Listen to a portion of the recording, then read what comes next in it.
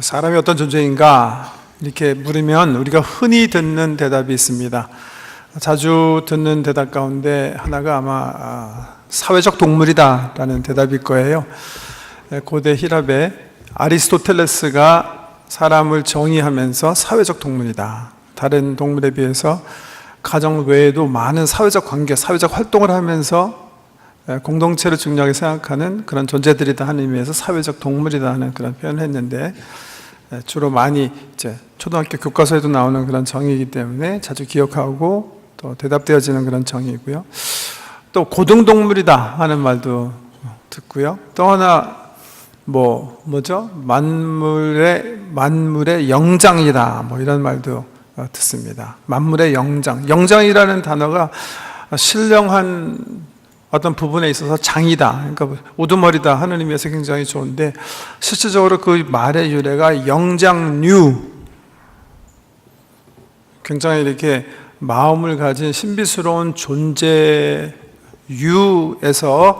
파생된 단어라, 그러니까 영장류의 수장이다 하는 의미에서 영장이다 하는 의미라 역시 좀 생각해 볼 만한 그런 정의입니다. 사회적 동물, 고등동물, 만물의 영장. 이거 어떻게 생각하십니까? 저도요, 생각 없이 그냥 이렇게 사용할 때가 있었어요. 근데 제가 성경을 읽다 보니까 확실한 거는 성경에는 한 번도 사람을 동물이라고 표현한 적이 없어요. 창세기부터 계시록까지 읽어보면 사람을 한 번도 다른 동물과 견주어서 볼 때 고등한 동물이라고 얘기하던가, 만물의 영장 같은 그런 위치에서 있게 하셨다거나, 또 동물은 동물인데 또 공동체적인 요소가 다른 동물보다 뛰어나거나 이런 표현이 전혀 없습니다. 사람에 대해서 정의하면서 성경에 뭐라고 그러셨는가? 오늘 본문 말씀이 굉장히 중요한데요, 이렇게 창세기 1장에 말씀하시는 거예요. 사람은 보이지 않는 하나님의 형상에 따라 빚어진 존재다, 이렇게 성경이 얘기하고 계세요. 하나님의 형상, 성경에 보면 하나님의 형상은 어떤 형상이에요? 우리가 알 수 없어요. 왜? 보이지 않는 형상이기 때문에 그래요. 그래서 성경에 보면 하나님을 형상화하는 것을 엄격하게 금하셨어요. 이런 것들은 다 옳지 못한 이미지이기 때문에 그렇게 만들어 놓아서는 안 된다, 이런 것들은 다 우상에 불과하다, 하나님께서 만드신 피조의 형상들로 하나님을 그려낼 수가 없다, 이게 성경의 가르침이잖아요. 근데 보이지 않는 그 형상을 생각하면서 이 세상에 있는 어떤 하나님의 형상이 어떨까 연구하셔야 되면 정말 연구해야 할 만한 대상은 딱 하나예요. 세상에 주신 게 만물 가운데. 그게 뭐예요? 사람이에요. 사람. 다른 어떤 피조물보다 사람만 하나님께서 당신의 형상에 따라 빚으셨다. 그게 창세기 1장의 하이라이트예요. 1장이 태초에 하나님께 선지를 창조하시니라 시작해서 쭉 26절, 31절에 걸쳐서 펼쳐져 말씀하고 계신데, 오늘 본문 말씀이 어떤 창세기 1장, 사실은 2장 4절 상반절에서 이렇게 한 문단이 끝난다고 볼 수 있는데, 한편의 드라마로 본다면 하이라이트예요. 클라이막스예요. 창세기 1장의 기본적인 주제는 하나님께서 왜 우주를 만드셨고 그 가운데 특별히 사람을 왜 만드셨는가, 이거거든요. 하나님의 형상대로 사람을 만드셨다고 그러는데 왜 하나님께서 하나님 형상대로 사람을 만드셨을까? 창세기 1장이 굉장히 중요한 주제인데요. 그런데 이 사실이 지금 도전받고 있잖아요. 세상 사람들이, 또 특별히 우리 자녀들이 학교에 가서 공부할 때는 이 사실대로 얘기하지 않고 뭐라고 얘기하냐면, 사람은 사실은 원숭이로부터 이렇게 진화된 것이다, 이렇게 얘기하거든요. 이번에 이제 계속 지금 창세기 서론 부분 얘기하는데, 제가 다음 주에는 서론 부분, 신학적인 부분을 이렇게 여러분에게 적어서 좀 드리려고 그래요. 창세기를 이해하는, 창세기 1장을 이해하는, 또 창세기 전체를 이해하는 신학적인 입장들이 참 가지각색입니다. 창조과학 쪽에서 창세기를 이해하시는 그런 시각이 있고, 또 정말 이걸 무슨 신화적인 요소로 생각해서 정말 극자유주의 진영에서는 이게 무슨 뭐 단궁 신화처럼 정말 어이없게 해석하는 그런 사람들이 있고, 복음주의 내에서도 창세기 1장을 해석하는 그 각도들이 각각 여러 있습니다. 저도 이제 이 창세기를 이렇게 공부하는 한 학생의 입장에서 제 그 시각이 있어요. 그래서 그 시각을 이렇게 성도님들 창세기 읽어나가는 데 도움이 되시도록 제가 다음번에 이렇게 서술해서 신학과 과학 등등 여러 가지 관계들을 좀 정리해서 한번 말씀드리려고 하는데,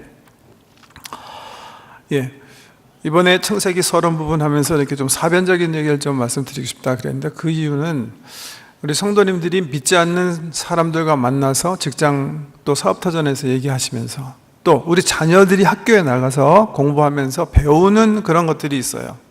그런 것들이 성경과는 이렇게 동떨어진, 성경에서 얘기하는 여러 가지 일들을 다른 각도에서 본 것들을 많이 접하고 있기 때문에 어떤 것들을 접하고 있고 그런 것들을 우리가 접할 때 어떻게 대화해야 되는지 좀 알 필요가 있겠다.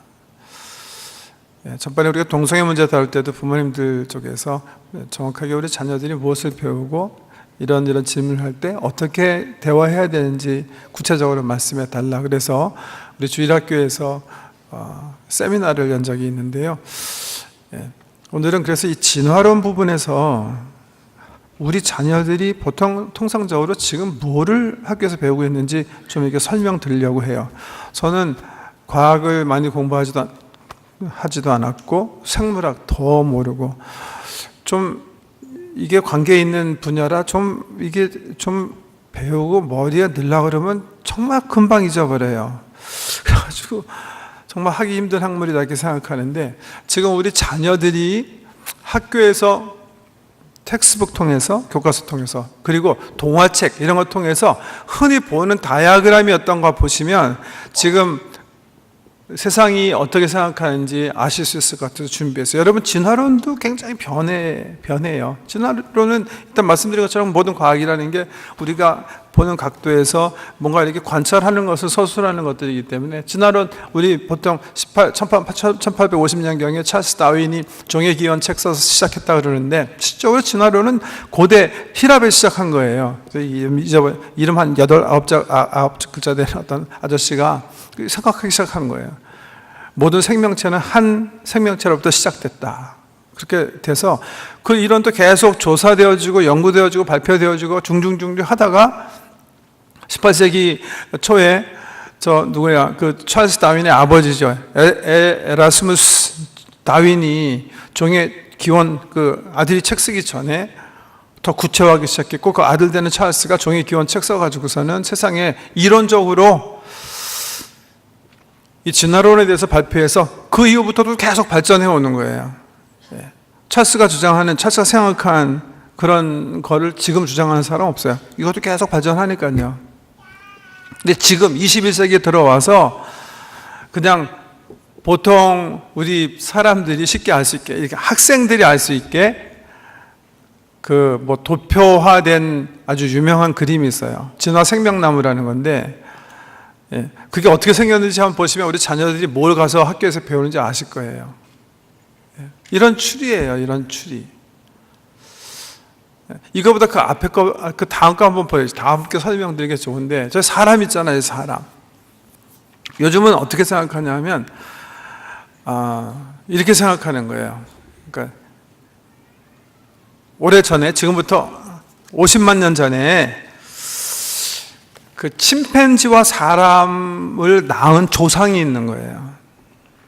침팬지가 변해서 사람이 된 게 아니라 침팬지와 사람을 낳은 공통 조상이 있다, 그렇게 주장해요. 지금은 이게 제일 업데이트된 진화론이에요. 그래서 우리 학교 학생들이 주로 진화론을 배울 때는 이 생명나무 추리로 이렇게 배워요. 그런가 하면 좀 더 이렇게 역사를 거슬러 올라가 보면 그 위에는 그 고릴라랑, 그러니까 이제 침팬지랑 사람을 낳은 공통 조상 있잖아요. 근데 그 공통 조상과 고릴라를 낳은 조상이 또 있는 거예요. 공통 조상이. 그러니까 공통 조상이 낳고 보니까 하나는 고릴라고 또 하나는 이제 침팬지와 사람을 낳는 어떤 애를 낳은 거예요. 네? 그리고 더 거슬러 올라가면 그 위에 이제 그 생물학계에서 많이 얘기하는 오랑우탄, 고릴라와 오랑우탄을 낳는 그런 부모가 있고, 거기서 더 내려가면 이제 원숭이가 나오고, 더 내려가면 쥐과와 원숭이과, 그러니까 박쥐와 원숭이과를 낳은 공통 조상이 있고, 더 내려가면 쥐와 박쥐과를 낳은 조상이 있고, 더 내려가면 어류로 내려가기 시작해요. 그리고 계속 내려가면 그 다음 그림이에요. 이것이 텍스트북과 동화책에 자주 나오는 진화 생명 추리예요. 그 다음 거 띄워주실래요? 화면이요. 그 다음 보면 그거 말고 그 전 건가 봐요. 네, 이거 보면 그렇게 해서 나무 가지처럼 쭉 내려가서 맨 마지막에 공통 조상은 뭐예요? 아메바 그 밑에 아메바 밑으로 더 내려가면 박테리아예요. 더 공통 조상으로 내려가면 뭐라 그러죠?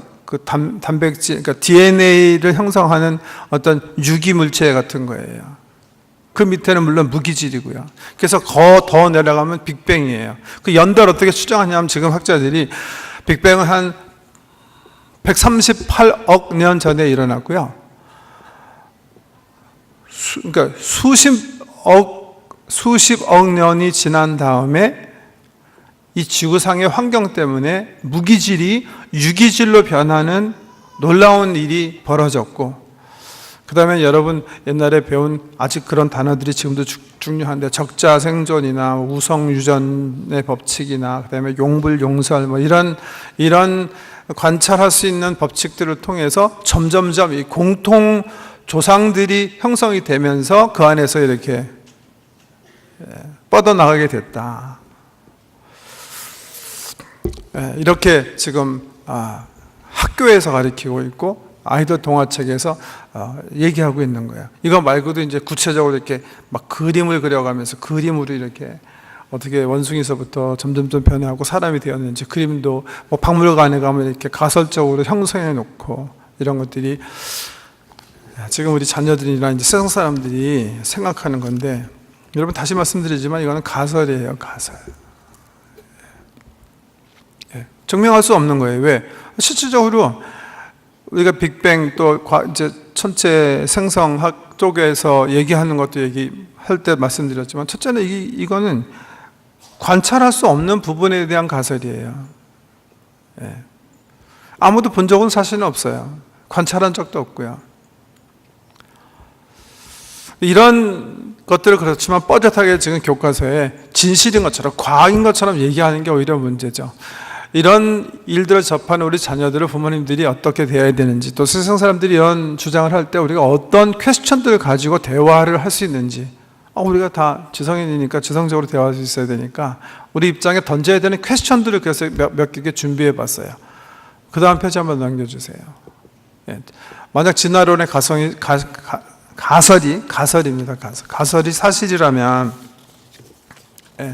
첫 번째 우리가 질문 던져야 되는 거 있어요. 아메바에서 고등동물로 진화하였다면 아메바의 생명체는 어디에 생겼나요? 생명체는 3번 띄워줄 수 있어요? 예를 들면 무인격의 물질에서 어떻게 인격적 존재로 비약적 발전할 수 있는가? 이런 것들은 빅 퀘스천즈예요.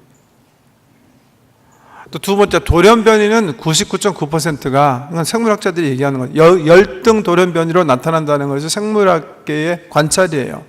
그렇다면 5등 진화는 어떻게 일어나는 것인가? 진화론자들은 무조건 이 날짜를 길게 해요. 일단은 그러니까 550만 년 동안 일어난 거기 때문에 가능하다. 이게 무슨 말이냐 하면 지금 10억의 인구 놓고 내가 맞히고 싶은 사람을 돌로 던져갖고 이제 맞히려고 그러는 거예요. 근데 한 번 던지면 가능성이 없잖아요. 10억 분의 1이잖아요.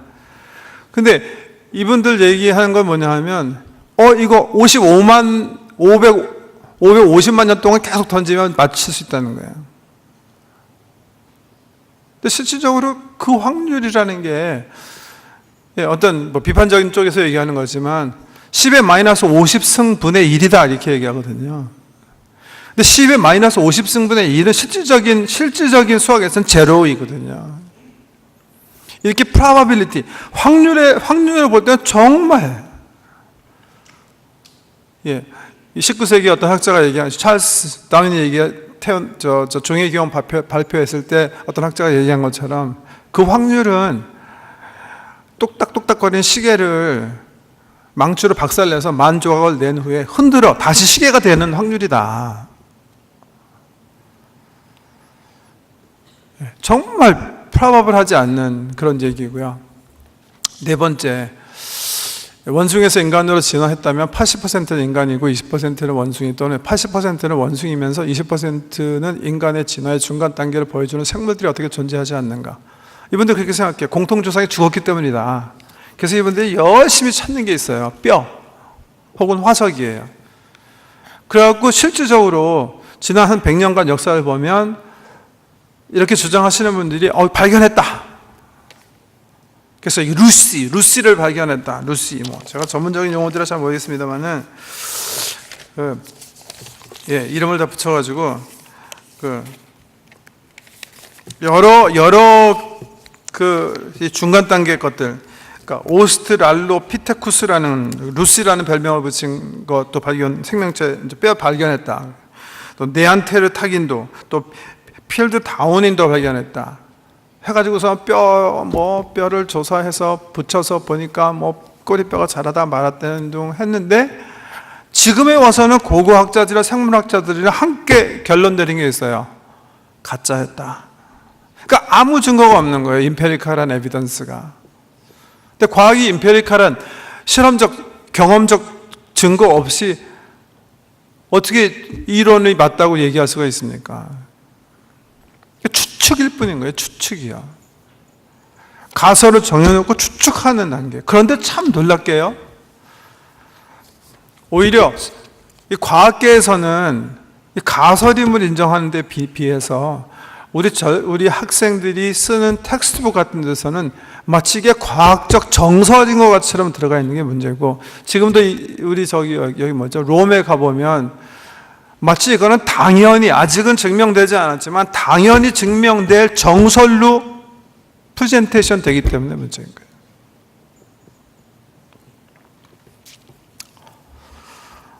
저는요, 과학을 우리 모두가 중히 여겨야 된다고 생각해요. 좀 이따 좀 더 자세히 설명 드리겠지만, 과학은 하나님께서 이 우주를 만드셨을 때 이렇게 이 자연에 두신, 이 우주에 두신 귀한 법칙들에 대해서 연구하는 거예요. 그게 연구해야 되는 것은 하나님의 명령이에요. 그게 다스림이에요.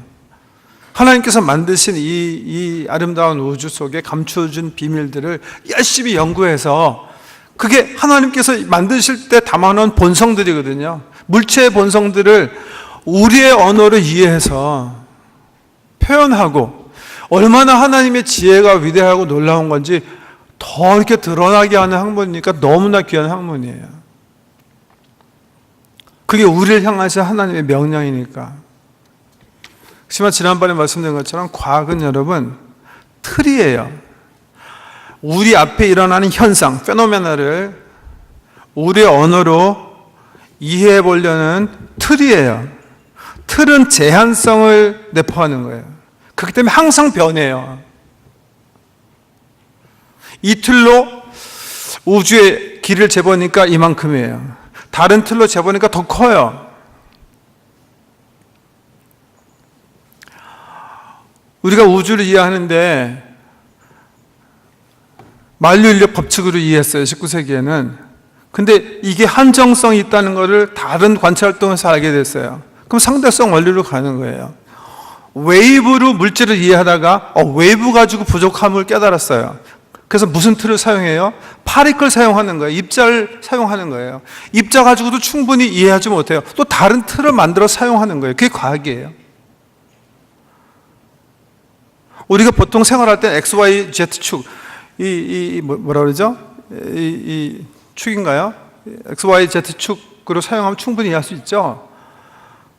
윈공에서 날리려고 하니까 지구가 돌고 있고 지구가 자전하고 있고 공전하고 있으니까 이 곡선을 그렸는데 직선으로 가면 안 되니까 그래서 다시 새로운 틀을 발견한 게 뭐예요? 실린드리컬 코디네이션이라는 게 있어요. 그걸 안 되니까 스페리컬 코디네이션 발견하는 거예요. 왜? 그래야 우리가 이해할 수가 있으니까. 과학은 틀이에요. 틀은 우리가 경험하는 상황을 이해하도록 그려주는 그런 새로운 언어예요. 그 때문에 다시 변하는 거예요.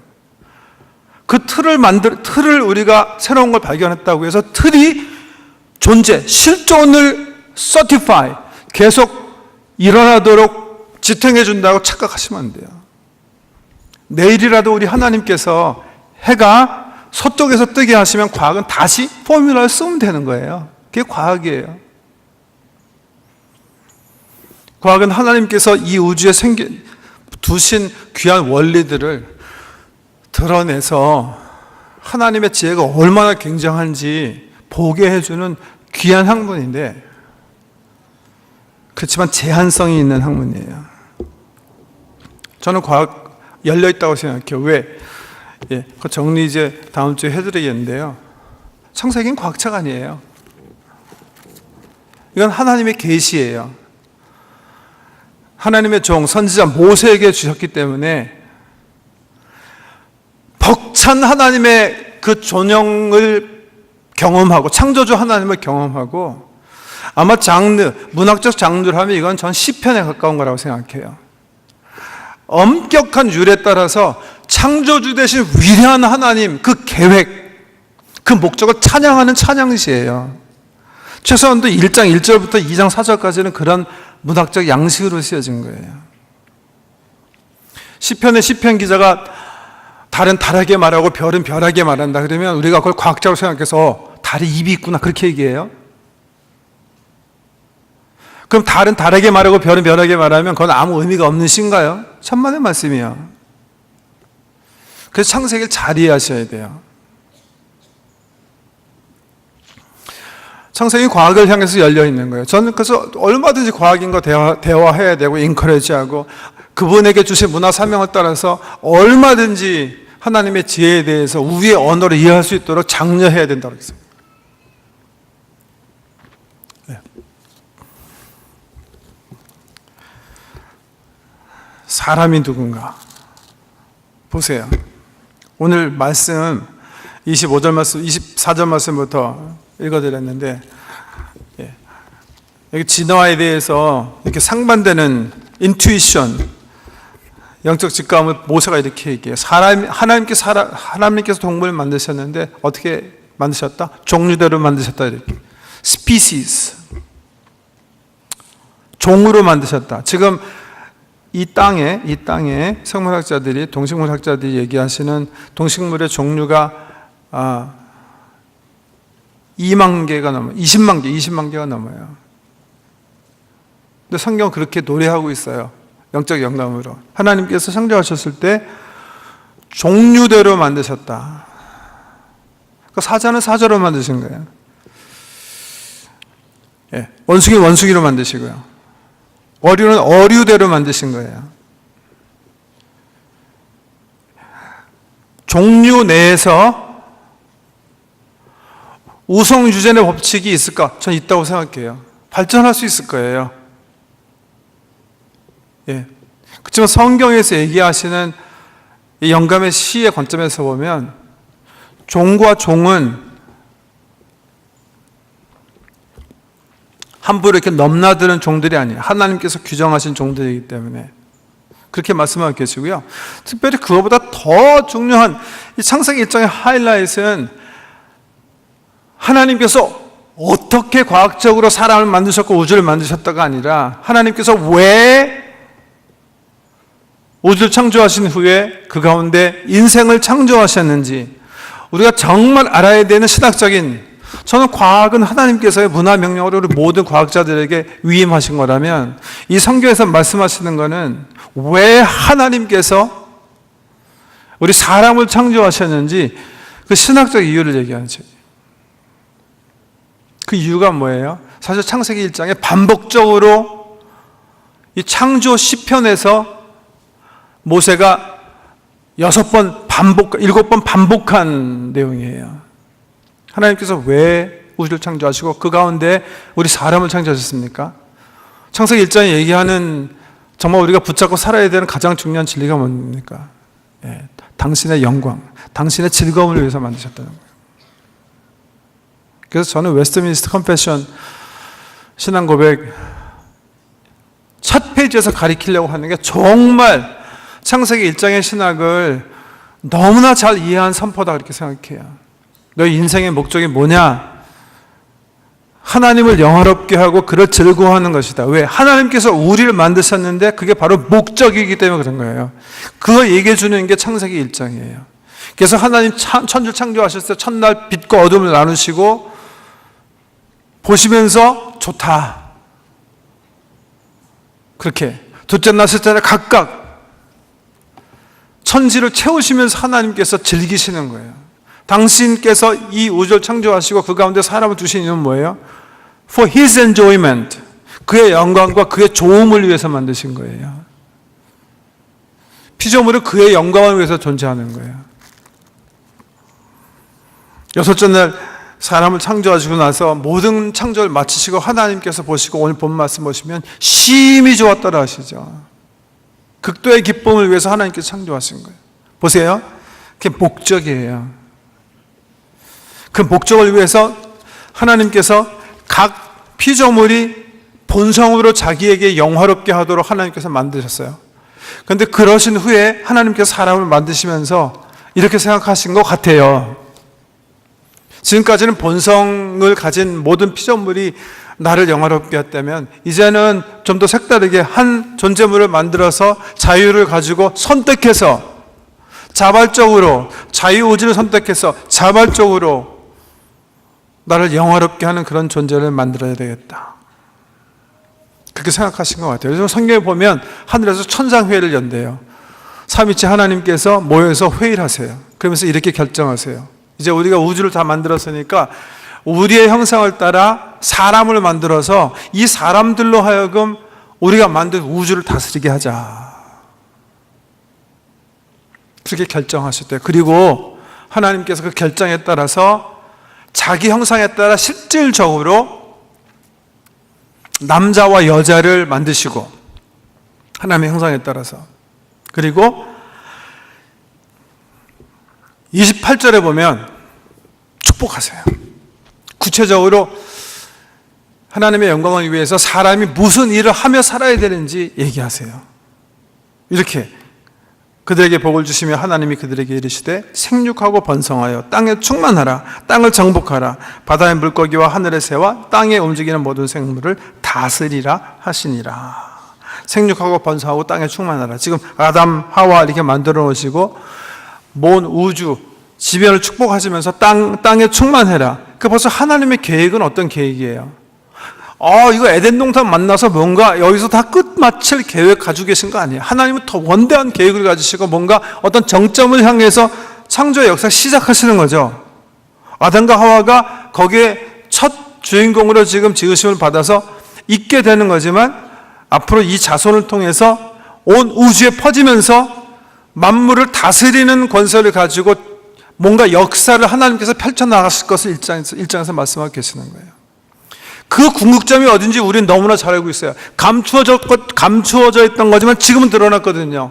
예수 그리스도 안에서 감추어진 것인데 십자가 예수 그리스도를 통해서 드러났어요. 그 드러난 건 뭐예요?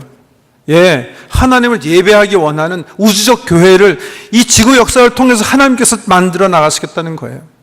그리고 주님 다시 이 땅에 오실 때, 구름 타고 오실 때 그 우주적 교회가 들림받고 하나님 정말 계획대로 영원한 나라에서 하나님을 예배하면서 살게 하시는 계획. 감사한 건 지금 저와 여러분이 그 놀라운 창세전부터 가려진 그 계획에 초청받아서 지금 예배 공동체로 지금 이 주일날 하나님 섬기고 있다. 그 계획을 지금 시작하시는 거예요. 아담을 만드시고 내가 만든 우주를 너에게 위임한다. 너무 감격스럽지 않습니까? 하나님께서 자기 자유를 구속하시는 거예요. 자기가 다스리셔야 할 자기가 만드신 우주지만 사람에게 위임하셔서 너희가 내 대신 통치해라. 통치라고 그래서 룰 오버라는 단어인데요. 이거 마음대로 군림하면서 그냥 착취해라 그런 말 아니에요. 성경에서 군림, 룰 오버는 우리 예수님께서 말씀하신 바 이방인의 소위 집권자들은 너희를 룰 오버하지만 하나님 나라에서 지도자는 그렇지 않다. 종이어야 한다. 섬기는 자여야 한다. 하나님 나라의 지도력은요, 섬김 지도력이에요. 그러니까 여기서 만물을 룰 오버 하라는 말은 섬기란 얘기예요. 돌보란 얘기예요. 왜 돌보라고 하시는 거예요? 이 만물들로 하여금 계속해서 하나님을 영화롭게 하는 그런 역사를 계속해 나가라는 거예요. 그래서 하나님께서 자기 형상으로 만드세요. 자기 형상으로 만드세요. 무슨 말이에요? 인격체적 존재로. 그래서 오늘 성경 말씀 29절에 보면 참 감격적인 표현이 나와요. 하나님께서 우주를 만드셨는데 한 번도 다른 피조물에게 너라고 하시지 않으셨는데요. 29절에 보면 사람들 향해서 얘기하실 때 너, 내가 이 식물들을 너를 위한 음식물로 준다. 하나님 형상으로 만드셨다는 게 뭐예요? 그 깊이를 다 이해할 수는 없지만 하나님과 교제할 수 있는, 대화할 수 있는 그런 놀라운 인격체로 하나님께서 만드셨다는 거예요. 그래서 다른 어떤 피조물도 받지 못하는 그런 사랑의 대화 가운데 관계 속에서 우리가 있게 하시는 거예요. 마치 아버지가 아들을 이렇게 출산하고 교제하시는 것처럼, 그리고 위임하는 것처럼 창세기 1장은 그 위임을 너무나 멋있게 표현해요. 마치 우리 운전 늘 하던 아빠가 아이가 성년이 돼서 맡긴 위험은 하지만 그래, 내 차를 네가 운전하도록 해라 내어주시는 것처럼, 사실 사람이 지금 하나님께서 주신 우주를 망칠 수가 있잖아요. 파괴할 수 있잖아요. 영화롭게 하지 않을 수가 있어요. 그 위험을 하나님께서 감수하시고 자기 형상으로 만든 인격체인 사람에게 위임하시는 거예요. 그러니까 우리 사람들은 어떻게 해야 되는 거예요? 우리가 하나님께서 주신 모든 삶의 환경에서 하나님을 영화롭게 하며 사는 거예요. 그게 이 창세기 1장에서 우리에게 주신 교훈이에요. 여러분 가운데 주부로 집에서 가정을 돌보시는 분들이 계세요. 하나님께서 주신 것이니까 어떻게 하는 거예요? 그 현장에서 내 섬김을 통해서 우리 가정 식구가 정말 하나님의 영광을 드러내도록 그 소명을 살아나가시는 것이 하나님의 부르심인 거예요. 그게 다스리라는 거예요. 다스리는 거예요. 하나님께서 만드신 만물이 주님을 찬양하도록. 좀 아까 과학 얘기했는데 과학 마찬가지거든요. 이 자연 속에서 하나님께서 숨겨놓으신 하나님의 지혜와 비밀이 있어요. 과학자로 부르심 받은 분들은 그 비밀들을 연구하고 발견하고 발명해서 어떻게 해요? 하나님께서 이 우주를 만드셨을 때 지혜가 얼마나 놀라운가를 드러내는 거예요.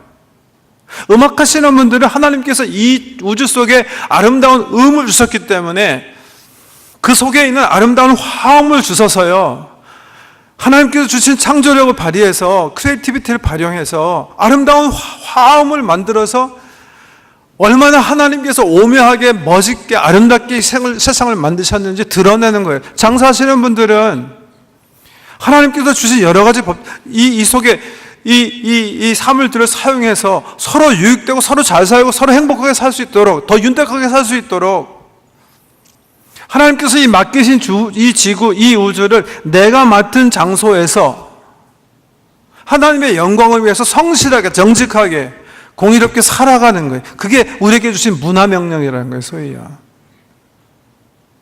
그래서 하나님 말씀하시는 거예요. 생육하고 번성하고 땅에 편만해라. 내가 너에게 맡긴 위임한 모든 이 만물을 다스려라.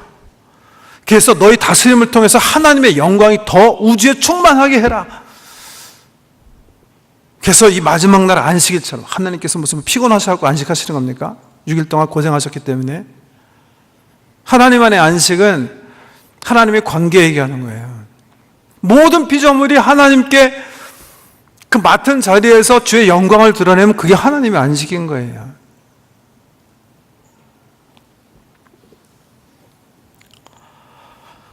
제가 이 찬송 한 600일장이 있는데 가장 많이 들었고 아마 부른 찬송이 있다면 지금 우리 통일찬송가로 5장 찬송이에요. 5장. 옛날엔 3장. 그 전에 맨 처음에 2장이었는데 이 천지간 만물들아 복 주시는 주 여호와 전능 성부 성자 성령 찬송하고 찬송하세요. 딱 1장인데요. 제가 왜 많이 들었나 하면 저는 이제 5살 때까지 부가연동에 살았어요. 거기에 부가연동 성결교회를出석했는데 거기 김선희 전도사님, 우리 교회 동명이 있으신데 김선희 전도사님이라는 나이 많이 연로하신 전도사님이 계셨는데요. 과부 전도사님인데 지금 생각해 보니까 저희 어머님이 이렇게 잘 지도하셨던 멘토 전도사님이었던 것 같아요. 시도 때도 없이 좌우지간 저희 집에 오시는 거예요. 저희 집은 뭐 정말 이렇게 방 한 칸, 사글세겠죠? 사글세.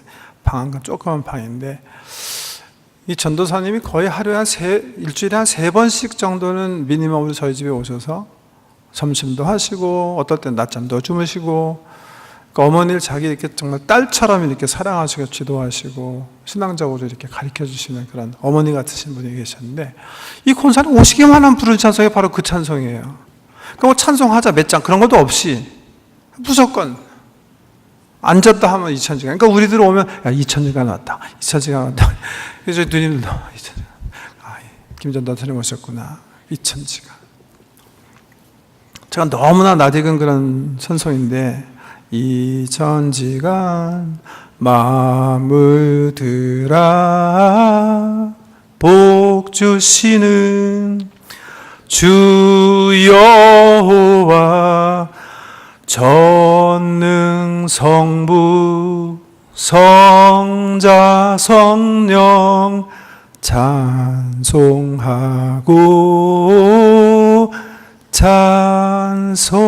찬송하세. 제가요 나중에 저 주님 알고 나서 저도 이 찬송 참 좋아하게 됐어요. 혼자 특별히 자연에 나갔을 때 제 마음 속에서 터져 나오는 찬송이에요. 저는 그 전도사님이 왜 이 찬송을 그 당시에 이렇게 즐겨 부르시는지 몰랐는데 제가 창조주 하나님을 알고 나서 정말 멋있는 찬송이구나. 왜? 제가 생각하기에 이 찬송이 하나님께서 우리 사람을 하나님의 형상으로 이 피조세계에 두신 그 이유를 정말 멋지게 노래하고 있기 때문에 그래요. 이 찬송 어떤 찬송이에요? 자연에게 명령하는 거예요. 야! 얘들아! 하나님 찬양하자. 별들아! 풀들아! 아침아! 깨어서 여호와 하나님, 창조주 하나님을 찬양하자. 이 천지간 만물들아 복 주시는 주 여호와 전능 성부 성자 성령 찬송하고 또 찬송해라. 하나님께서요 만물들을 그의 본성에 따라 하나님의 영광을 드러나게 하시고 그 가운데 사람만 특별하게 이 만물들을 다스려서 명령해서 선포를 통해서 관리를 통해서 돌봄을 통해서 하나님의 영광을 드러나게 만드셨다는 거예요. 그러면서 어떤 신학자가 얘기한 것처럼 만물은 하나님의 성전 같은 곳이에요. 사람은요 그 가운데 두신 제사장이에요. 이 성전을 관리해서 거룩한 하나님의 전에 있는 모든 것들이 하나님의 영광을 드러나게 하는 거예요. 여러분 교회에 와서만 예배하시면 안 돼요. 교회 와서만 우리의 삶을 하나님께 드리고 바치고 하서는 하나님께서 두게 하신 그 곳, 말씀드린 것처럼 과학자는 과학자로, 음악하는 사람 음악하는 사람으로, 저는요 대중문화도 참 중요한 문화라고 생각해요. 옛날에 엔도 슈샤쿠가 침묵이라는 책에서 한 말 기억나는데요, 그분이 이렇게 얘기해요. 나는 내가 죄인인 것을 성경을 통해서 알았는데 내가 얼마나 사악한 죄인인 것은 문학을 통해서 알게 되었다. 문학은 그런 의미에서 굉장히 중요한 거예요. 사람이 어떤 존재인지 우리의 경험을 더, 우리의 환경, 각자의 환경, 우리가 처할 수 있는 환경을 중심으로 깊이 있게 알게 하는 학문이니까요. 전 대중예술 문화도 중요하다고 생각해요. 우리 속에 아직도 네임 되어지지 않은, 이름 되어지지 않는 감성들을 극으로, 여러 가지 장르로, 시로 표현하고 있기 때문에 하나님께서 만드신 이 피조 세계를 우리가 더 깊이 있게 경험하고 이해할 수 있기 때문에 중요한 장르라고 생각해요. 어느 분야에서 어떤 일을 하나님께서 하시도록 두셨든지 자부심을 가지시고 피조물을 관리하시는 거예요, 우리는요. 왜? 그걸 통해서 하나님의 위대하심, 하나님의 그 크신 지혜, 그 하나님의 아름다우심, 이걸 드러내야 되거든요. 가정에서는 깊이 있는 하나님의 사랑을 통해서 하나님의 사랑이 얼마나 크고 위대하신지 드러내야 되거든요. 하나님께서 우리에게 주신 모든 부르심은 그래서 성스러운 거예요. 성직, 잘못된 단어예요. 저는 성도 여러분을 말씀으로 섬기도록 하나님께서 세워주신 교사예요. 저에게 주신 직분이 성직이라면 주부는 주부로 세탁소에서 사람들의 쾌적한 옷을 위해서 수고하게 하시는 그 세탁인들은 세탁인의 거룩한 직분으로, 예술인은 예술인으로 하나님께서 부르신 문화 명령이 그게요. 내게 주신 자리, 소명을 귀히 여기시고 하나님 창조의 계획에 따라 내 삶을 통해서 하나님 영화롭게 하는, 나와 함께 하신 모든 피조물들이, 공동체가, 내 형제 자매들이 하나님을 영화롭게 하도록 그런 귀한 소명을 귀히 여기시고 멋지게 살아가는 여러분 되실 주 여러분을 축복합니다.